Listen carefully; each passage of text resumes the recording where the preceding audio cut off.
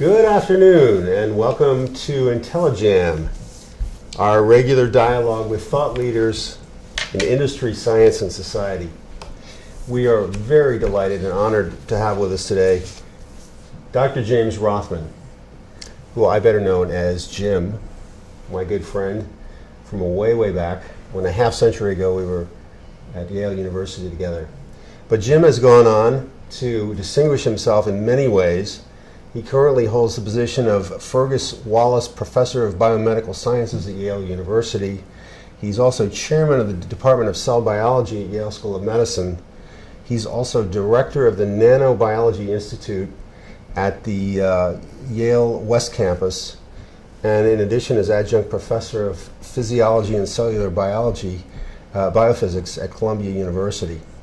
Yeah, more recently, Jim was the recipient of the 2013 Nobel Prize in Physiology and Medicine for his work on vesicle trafficking, and I want to hear more about that in a second.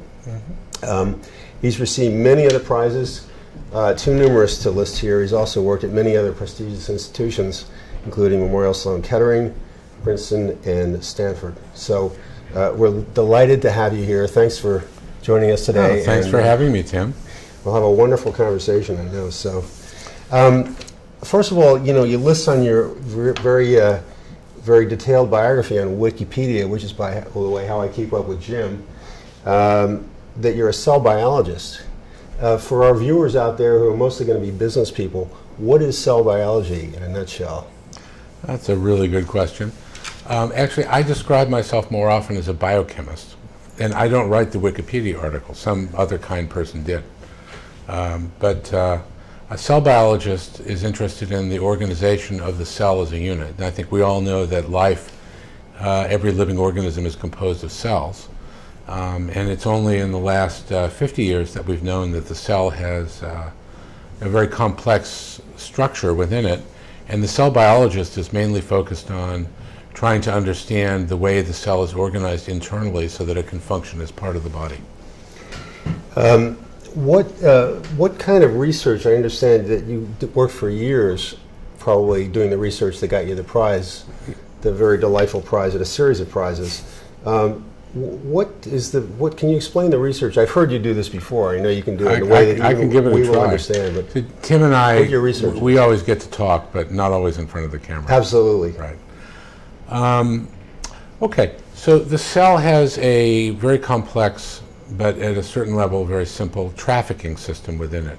So if you picture, let's say FedEx trucks, okay? And the FedEx truck has got a problem every day. It's got to deliver its cargo, right? So when you want to send something somewhere, you put a zip code of the address, let's say, onto the box, and it goes into a truck, and it gets delivered, and it may go through some routing systems. But the zip code or the address is always what allows the package to go where it goes. So the cell also has within it a shipping system, but it's actually even more complicated than that. And of course, it's very tiny. And the purpose of the shipping system is to ship cargo within the cell, and those cargo are called proteins. And the cell, the working parts of a cell are made of proteins, and there are many, many of them. Our genome encodes perhaps 20,000 or so different proteins, principally different proteins. Most cells have thousands of different proteins, and they differ from one cell to another to allow each cell to carry out the functions that it carries out. And so this shipping system exists within the cell for the purpose of distributing proteins. All the proteins are made in one place. It's sort of a factory of proteins called the ribosome. And these protein cargo then need to be dispatched over here or over there, or if this is the cell on this table, to one or another place. Each has its own sort of zip code built into it that tells the cell where it goes, where it belongs. But the cell has a problem of how to get it there. And so the cell has, we have within the cell essentially little delivery trucks. We call them vesicles. And these vesicles are specialized in loading up the right type of cargo and then finding the right place to deliver according to the zip code of the cargo and other things. And then in a process called membrane fusion, delivering the cargo. And that process of moving cargo around the cell is the very process that allows the cell to grow and to maintain its, organization in face of its growth and cell division. It's also we can perhaps get into this later, the mechanism that allows cargo to be released into the blood, because some of the cargo consists of hormones or neurotransmitters, and so there's an enormous range of physiology and also disease that is caused by imbalances in the physiology of this cargo distribution process. I would imagine there are many impacts on the practice of medicine day to day, but what are some of the top ones? How would this impact the treatment of medical patients today and in the coming future? Well, actually it doesn't. Okay, I think that what this Nobel Prize recognized is a body of work by my colleagues and I that has provided very basic concepts for understanding how the cell works. The mechanism that I just described is the same in a yeast cell, in a plant cell, or in a human cell. And it's the same in every cell in our bodies. And if you think about it, there are hundreds of thousands of these little vesicles or trucks, and there are many different kinds of them in every one of our cells, and they're forming and transporting all the time. A typical, it's unlike a FedEx truck, which is used over and over again. These are disposable trucks, and actually they live for only about a minute at the most. So picture 100,000 of these in every tiny cell. Each of these trucks is the size of 500 hydrogen atoms, the smallest atom in nature. That's how small it is. And all of this activity going on all the time, and out of this chaos comes the organization that we recognize as a human being. So it's very, very fundamental. And as a result, when you have, I could pick a couple of diseases, and certainly I'd be happy to do that. Yeah, let's but the just practice of, okay, let's take psychiatry. Okay. And after that, we could take diabetes. Okay. So the process, at the end of every nerve, you have, we all have large numbers of these vesicles that store neurotransmitters. The cargo in that case is a neurotransmitter. And every time we think a thought, there are thousands of neurons that are firing in a neural circuit, and they communicate with each other at synapses. And at the synapse, these neurotransmitters are released, but only at the right time and at the right place so that our thoughts can be organized, okay, and our brains can function in a coherent way. Now, that's the physiology, okay? The pathophysiology is when our neurotransmitters are out of balance, we understand that that is the basis of a broad variety of organic, neurological, and psychiatric diseases that range from depression to anxiety. Schizophrenia, right? Schizophrenia, certainly. This is also Parkinson's disease. Okay. And these are all diseases that are treated by the modulation of neurotransmitters. Okay, with serotonin reuptake and all that kind of stuff? Very much part of that. Yeah, okay. Okay. So I think it would be fair to say that understanding this provides a kind of the basic science underpinning, okay, of fundamental aspects of brain function, and at the same time a fundamental understanding of why neurotransmitters are so important. Okay. Yeah. So as one example. Yeah, not to beat the dead horse, but is this something that could be commercialized or will be commercialized, or is there another layer of discoveries, as you're implying, I think, that will come in between what you've done, the basic research? Yeah, I wouldn't say that there could be drug targets that would come out of this at some point, but that's a long process, and it's a low probability process. What I think this particular, the Nobel Prizes in physiology or medicine, they're awarded for physiology or medicine. Now, in Alfred Nobel's time, in the late 1800s, really the only cutting-edge science in medicine was physiology. So that really means basic science. And so I think what the Nobel Committee recognizes is that there's long-term impact and there's immediate impact. And this prize typically, like many Nobel Prizes, recognizes a fundamental advance in understanding. And no doubt it will enrich and does enrich a broad range of understanding of disease, but not necessarily in the direct way that results in the sort of what we all want to see happen, which is immediate improvements in therapeutics. Yeah. I wish it could be that way, but it isn't, unfortunately, always that way. Okay. You hit on one of the issues I was going to ask you about is, in general, typically, how long does a lab discovery, a new discovery like you've been working on, what's the time lag, or is it impossible to generally characterize?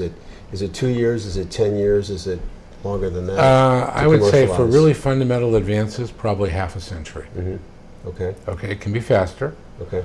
but let me give you an example, okay, that I find very telling. So, if you think about what are the major advances in human health in modern societies, probably the ability to control blood pressure and cholesterol are foremost among those. You think about folks the age of our parents' generation, especially the men. It wasn't at all unusual for men to have heart attacks in their 50s, And that's been certainly reduced. by their 60s. Yeah. And we've seen a huge change in life expectancy during our lifetime. Probably 10 to 15 years have been added both to men and women on the average, providing this good health care throughout the length of one's life. Now, where does that come from? Well, it comes from a lot of places, but probably more important than any other is our ability to control cardiovascular disease, heart disease. And that's a two-pronged attack. It's controlling blood pressure and it's controlling cholesterol, which are two main axes, right? Let's just take one of those, but we could take either one. I'll take cholesterol, okay? So what do we take to control our cholesterol? Well, we tried diet, but Statins. statins. Yeah, Okay, exactly. Okay, so where did statins come from? So if you think about where they come from, actually they go back to the 1920s, in the broadest sense, because somebody had to discover cholesterol. Okay, so cholesterol was discovered and characterized in the context of understanding digestion related to bile acids, because bile acids in the bile, they come from cholesterol. And Heinrich Wieland was the first he was an organic chemist. He isolated cholesterol along with other of these compounds. He determined its structure, and that was recognized actually by a Nobel Prize in chemistry in the mid-1920s. Okay, so it starts there. And then the next major step actually was to be able to work out a metabolic pathway to figure out where cholesterol came from. Okay, and there were some major advances in the 1940s to do with radioisotope labeling that were recognized also by, in fact, Nobel Prizes in chemistry. And these came about as a result, an accidental result in a way, of the development of nuclear weapons and nuclear power, because they provided sources of radioisotopes. So now with the ability to trace metabolic pathways, the pathway of cholesterol biosynthesis was determined. That was done by Conrad Bloch, and that was done primarily in the 1950s and the early 60s, and it was recognized by a Nobel Prize in the mid-1960s. This time in physiology or medicine, because the medical impact was beginning to be recognized. So I've taken you all the way from 1920 to 1965, and yet I haven't mentioned a statin, have I?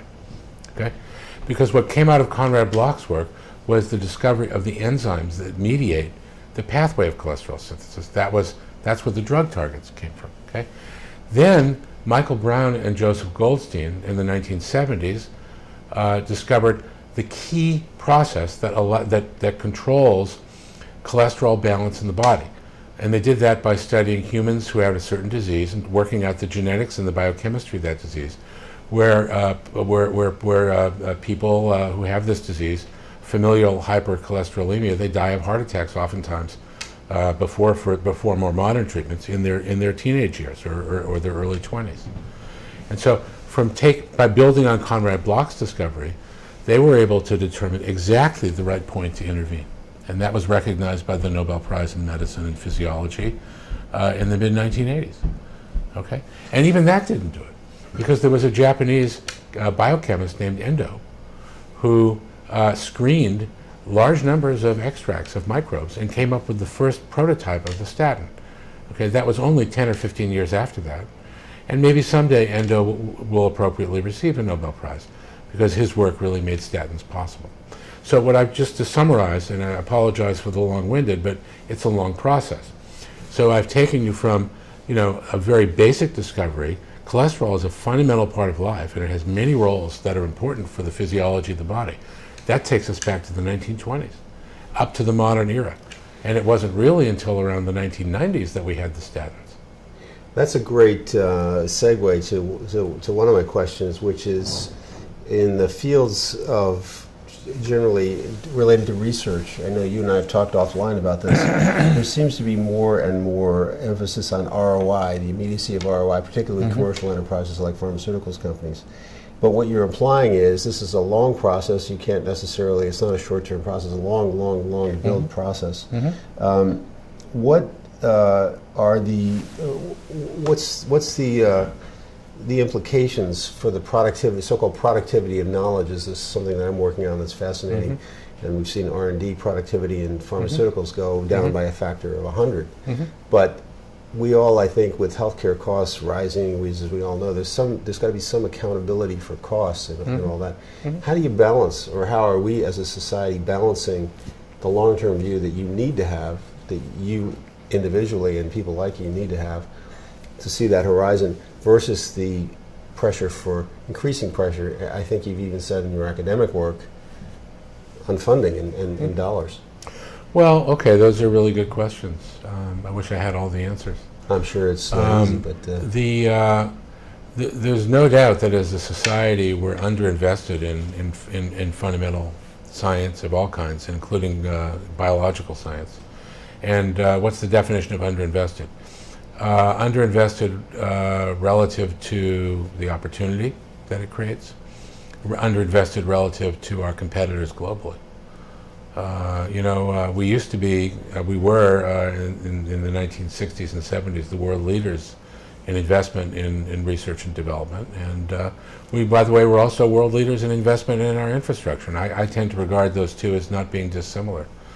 And now our federal support for fundamental science is on the decline. The result of that is that new opportunities, admittedly, they don't develop overnight, but the new opportunities, the new jobs in biotechnology, the growth of that industry ultimately are being sacrificed. I think one of the factors that people have talked about is the so-called STEM gap, science, technology, engineering, and management gap among young people. Young people are too busy studying drama and basket weaving and playing video games and various things to go into these fields.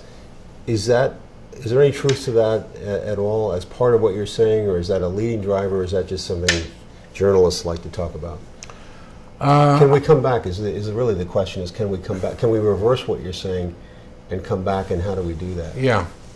Well, I'm not sure that having everybody turn into a science nerd is the right answer, okay?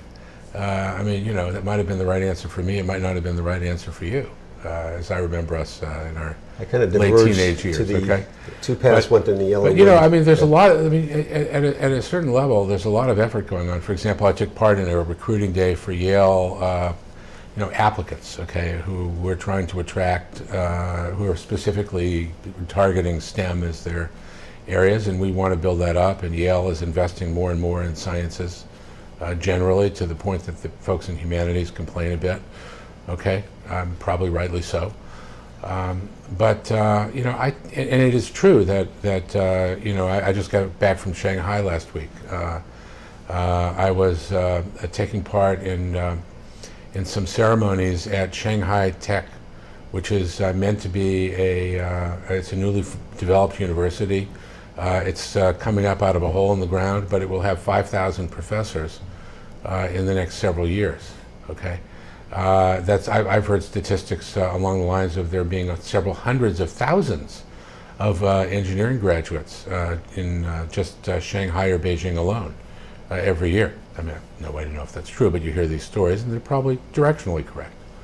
Okay, and as it is, the Asians and people from all over the world still come to our country to get their polishing up before they finish their training. And they typically go back. But more and more they're going back, and some of that is our crazy immigration laws where we train people at our expense and we send them back home. But some of it also is genuinely the opportunities now are in their minds, and people vote with their feet, possibly better. I think in some ways they are better in some cities in China and certainly in Germanic Europe. So, but then we come to the question of whose fault is that? Are we not throwing enough money at these disciplines? Do we want everybody to be a science student? Probably not. But I think, at the end of the day, society gets what it deserves. And I tend to, when I see people complaining about, the state of public schools today and And it's probably true that there are some issues. And I hear people blame the teachers and people blame the students, and then everybody blames the families. I'm inclined to believe that society gets what society deserves. And unless we really want as a society to continue to be internationally leaders, and we're prepared to do what it takes, then we get what we deserve. It may sound a little pacifist, but I think it's fundamentally fair. Well, that sounds pretty hard to reserve. To reverse. It's sort of almost a mindset. You're saying. Yes, I feel it's that way. Okay. Yeah. I mean, people blame the schools, but I tend to blame parents. It's kind of a nexus of things that works together. I mean, it's it's not just the schools. I mean, in Finland, they have they spend less money per student than we do, certainly in New York City, and they have, by every measure, far better schools. And from the accounts that I've read, a lot of that has to do with the respect that the teachers are held in by the families and the students, and the way that society regards them. It's considered a privilege to be a teacher. The New York Times recently had, just about 3 or 4 weeks ago, had an article about funding for science from private sources, the Bill and Melinda Gates Foundation and so forth. Yeah. Is that a real trend that's going on, and is that a good solution to this problem? Should private hedge fund and Tesla and people like that, entrepreneurs, come forward and be called on to provide what the U.S. government is not able or willing to do? Okay, well, what are the pros and cons of that? Yeah, well, I mean, the pros are that any source of funding for competitive research and competitive growth of our country is welcome. No question about that. And private philanthropy is nothing new. Here in New York City, we have the Rockefeller University. It used to be the Rockefeller Institute for Medical Research. It was really a family venture, so there's nothing new about that. The magnitude of private funding it will never approach what is possible and has been historically possible.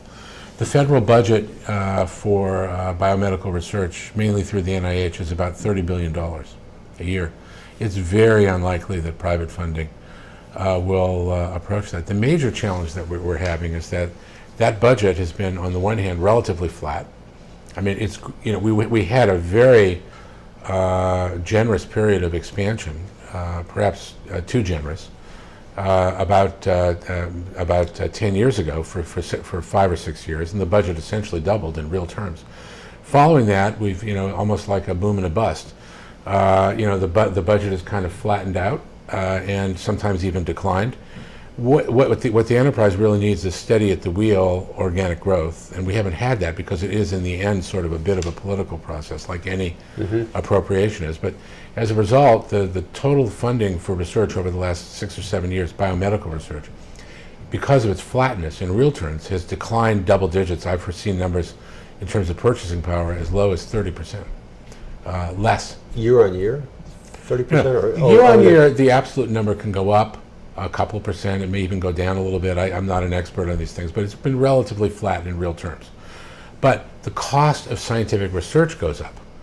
And so given the price index that we have as scientists need to pay for getting our chemicals and so on, the real spending power is down about 28% from what I've read. Okay, so is the cost of those basic tools part of what's driving healthcare costs? No, because I mean, not really, because it's a separate marketplace. But that's really just part of it. Another part of it is that we've seen a trend over the last decade towards much more sort of top-down, I call it bureaucratic research. In other words, what's really made our enterprise great is what's always made America great, which is the individual entrepreneur. Someone has an idea, they take a risk, okay? And that is less of that now, okay? And it's a little hard to get the exact numbers, but it's a lot less. Okay, it may even be the half of the total funding of the NIH at this point is for what are, broadly speaking, top-down projects, not necessarily coming out of the NIH director's office as a mandated initiative. That's way smaller than that. But there are applications. There's a whole process in which areas are targeted for applications. They may be initiated by the individual scientists, but they're prescribed within certain areas. So there's a policy, that's a policy change yes, that's over correct. time. So how does, I should know more about this, but maybe our viewers are like me, sort of ignorant of how is that policy decided? Is that by elected officials? No, it's by an appointed officials, and it's largely within the organization of the NIH without a lot, as far as I can tell, without a lot of outside review.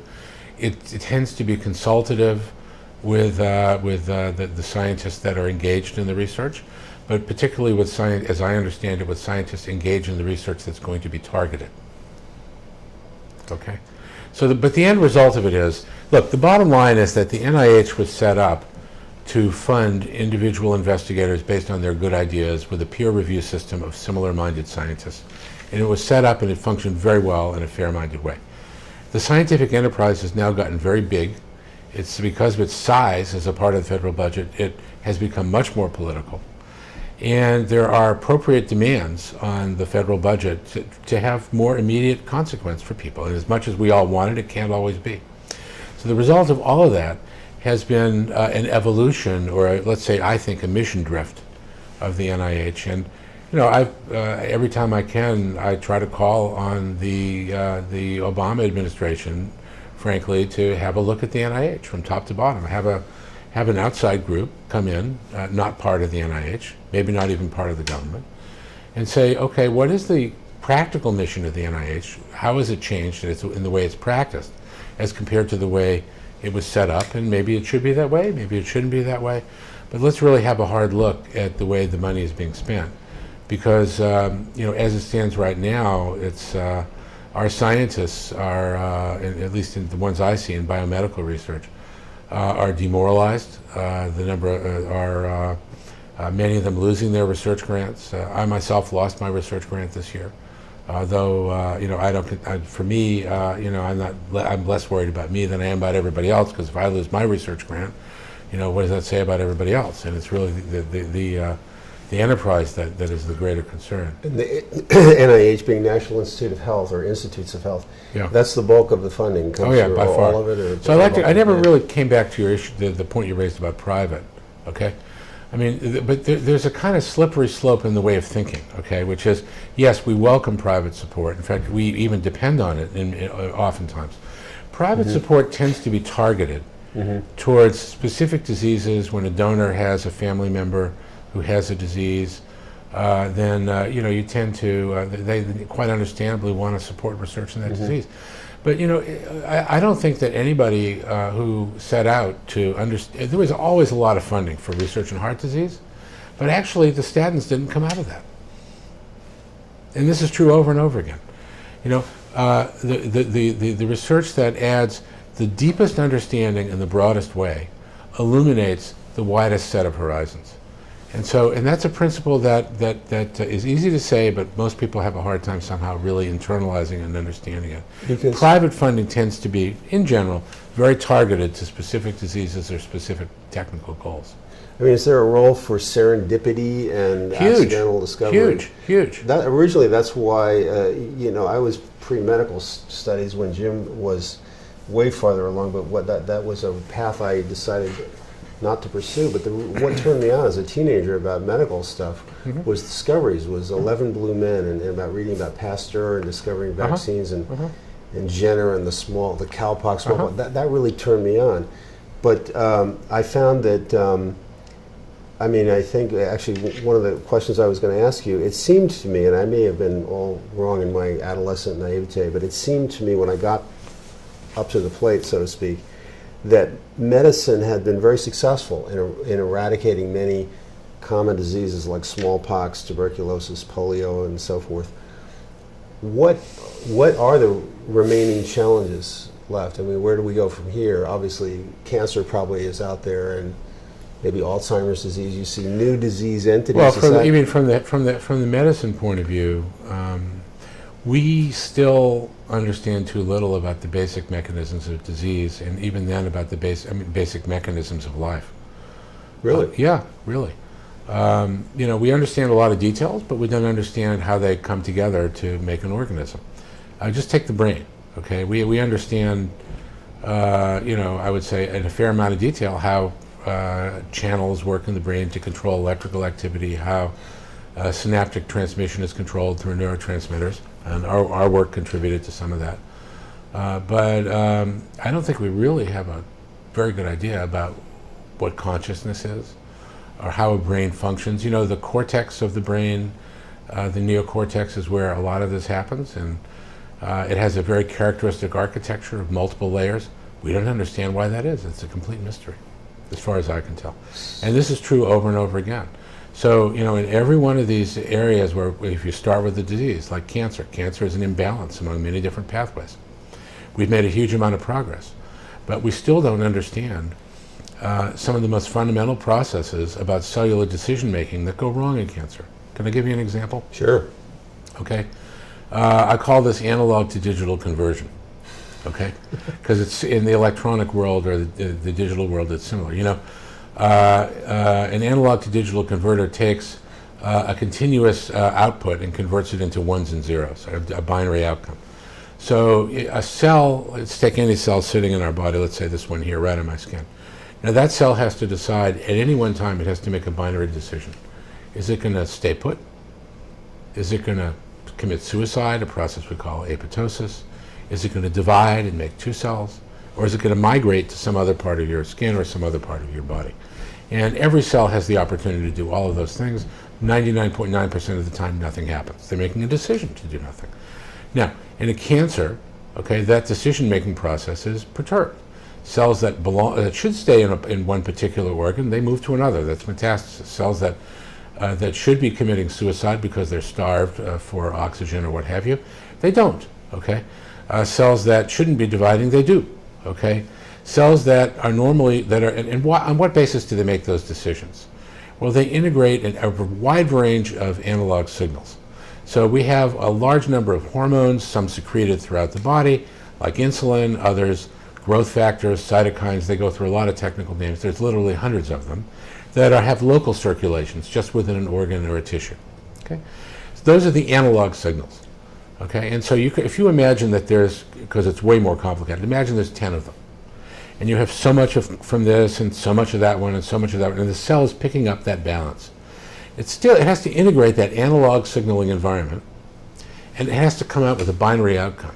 Well, I'm going to stay put or I'm going to move. That's a binary decision. You can't do both at the same time. I'm going to divide or I'm going to die. It's a binary decision. You can't do both at the same time. Now, how the cell goes through a computational process to convert these analog signals into a digital outcome is completely unknown. Okay? Now, all of the cancer research that we have tells us a lot about the signals that are out there, the analog signals, about the receptors for those signals, about the bits of machinery inside the cell, by the way, many of which involve the processes that I've discovered and characterized. Okay? But the gestalt of it, that's a whole new level of biology in which an outcome has to be binary, coming from a large variety of competing analog signals. And by the way, not unrelated to the brain.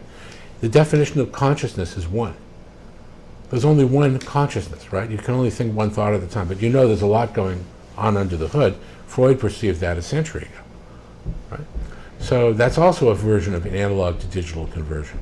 We have no idea about that, and I would really contend that until we do, we're not going to really know how to control chronic diseases. That's fascinating. I mean, is it possible that there's a role for, I would call Freud almost closer to a philosopher than what we think of as a research scientist?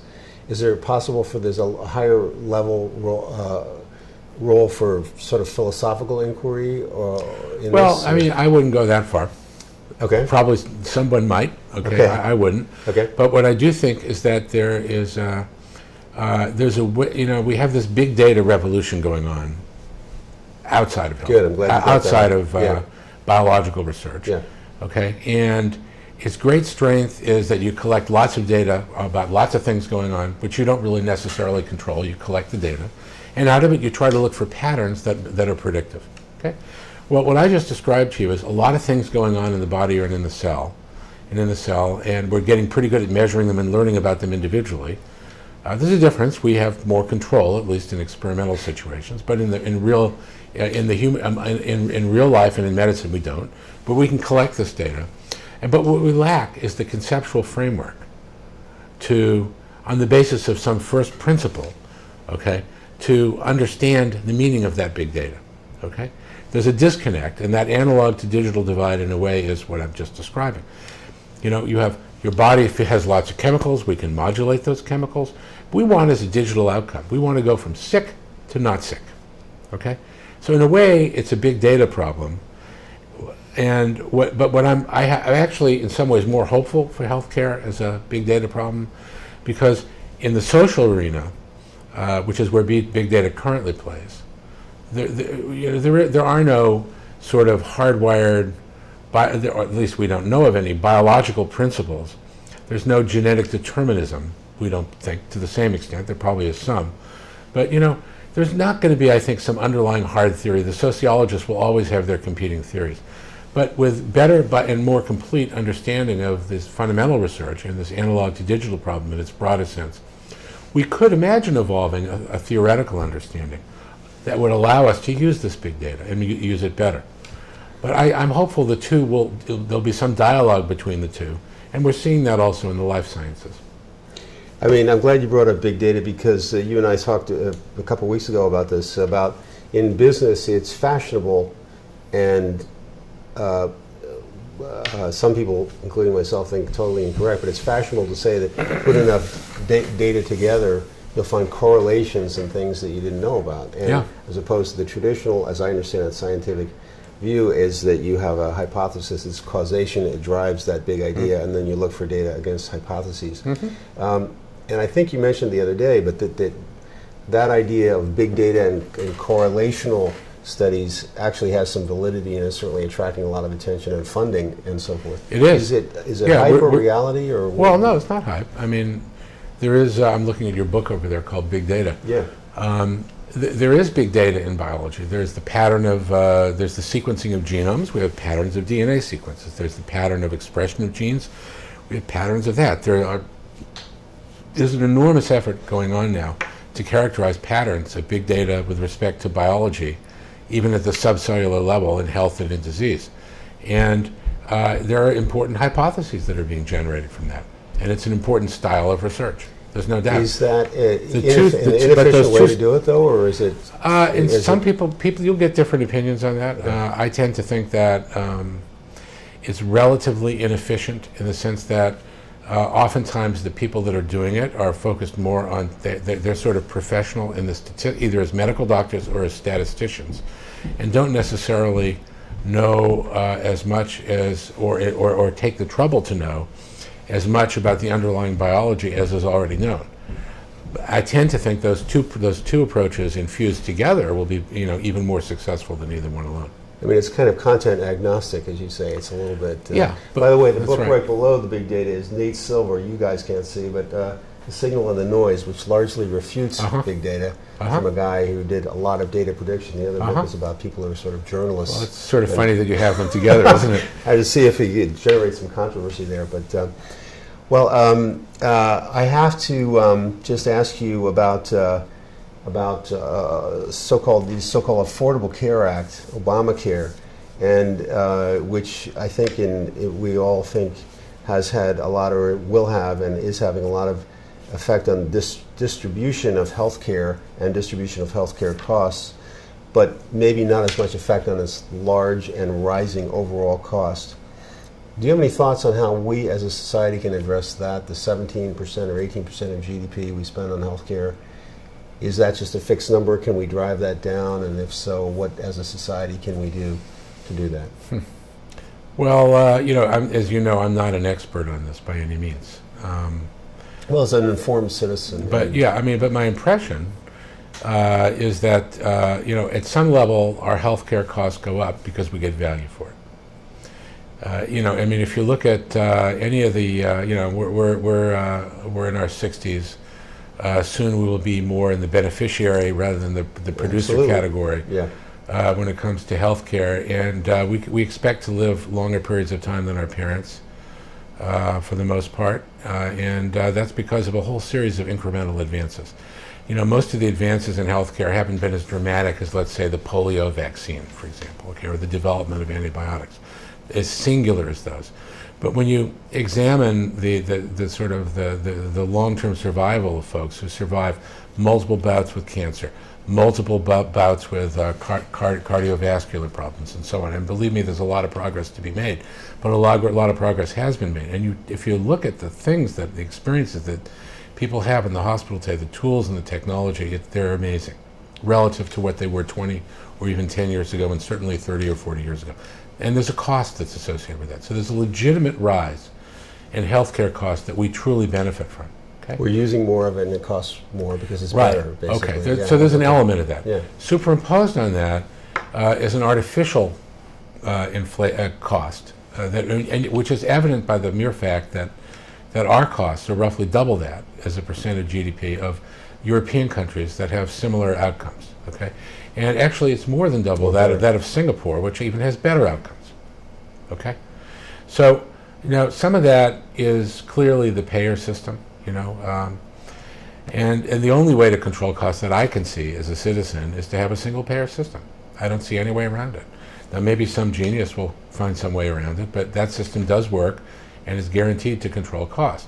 Now on the other side of it, I just got back from London a few weeks ago, and nothing but complaints about the National Health Service. About wait times and yes, wait times and poor service, and it's a socialist organization. Mm-hmm. And on the other hand, when it comes to life-threatening illness, they apparently do quite a good job. But you're going to be hobbling around on crutches if you need to have knee surgery. So it's not clear that you can have it both ways. So we, as a society, I think we have to decide which way. I actually don't think we have much of a choice as far as I think most of us agree that we can't go on the way that we're going on. Yeah, so something needs to be done, and Obamacare is an attempt in that direction. And I don't see it personally as a mechanism for controlling costs. It's a mechanism for entitling many more people to some minimum of health care. I personally think that's well deserved, and we should do that. It will drive up costs, probably. But it will drive up costs, Yeah, right? so, yeah. Right. Well, this has been fascinating. I have one more sort of personal question, if I may. I know you're always busy. Jim was my roommate in college, and he was a great roommate because he was never there. So he was generous enough to let me use his room for various kinds of study-related activities. And were they study-related, Tim? Yes, study-related. Various things I was studying at that point, mostly off the books. But because he was always working. He was always working then, and he's a very, very hardworking guy. And he's a person, obviously, whose opinions people value and want more of. And I know that's always been the case as we've met over the years. You've always been very busy, and people want a piece of you, basically, a piece of your very large mind. But since winning the Nobel Prize, has there been any kind of, that's being such a global watershed, oh my God, kind of moment? How has your life changed? Has your life changed since that point? And if so, how? I was.